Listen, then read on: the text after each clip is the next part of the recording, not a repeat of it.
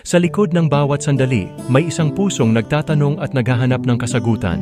Bakit nga ba sa tuwing naririnig ko ang iyong tinig, ang aking damdamin ay natatangay? Wala namang katiyakan, wala ring pinanghahawakan, ngunit heto ako, patuloy na umaasa sa mga pahiwatig na ibinibigay mo. Sa magulo mong galawan, tila ba ako'y isang estranghero na pilit sinusundan ng landas na iyong nilalakaran?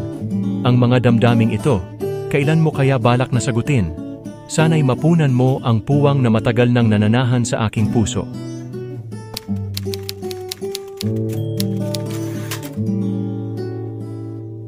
Bakit ba sa bawat saglit sarili hinahayaan, nagpapaakit, at sa bawat oras na naririnig ang likha mong tinig ay napapalapit?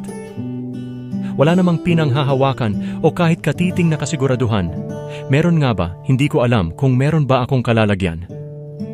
Sa magulo mong galawan, damdamin ang hirap maintindihan. Di ko alam ang patutunguhan kung para sa akin ba ang hantungan.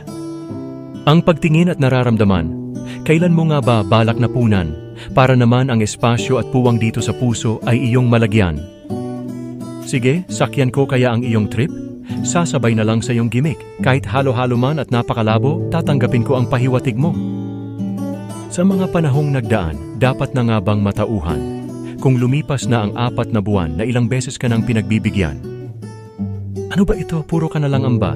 Di mo alam nakakalito kang ibigin dahil kung di ka pa pala handa ba't heto ka pabalik-balik sa akin? Ang patlang na nilalakaran, lumalim na sa kada hakbang palapit sa direksyon kung saan malabo kang matagpuan. Sadya bang walang dahilan at malinaw na sagot sa katanungan? Sa bugtong na parang palaisipan, pagtatanong na lang ang paraan. Sa ngayon, di ko kayang hulaan, lalo't ako'y walang kalaban-laban. Dahil sa tuwing ika'y nandyan, di ka na mailagan at maiwasan. Gusto kong marinig sa iyo ang totoo. Kung gusto mo lang ba talaga ako sa tuwing ika'y malungkot at nag-iisa, pag natatakot ka at nangangamba? Anong aking panghahawakan kung hindi ko naman malaman laman? Kung sa akin mo lang ba ito ginagawa o may iba ka pang binibiktima?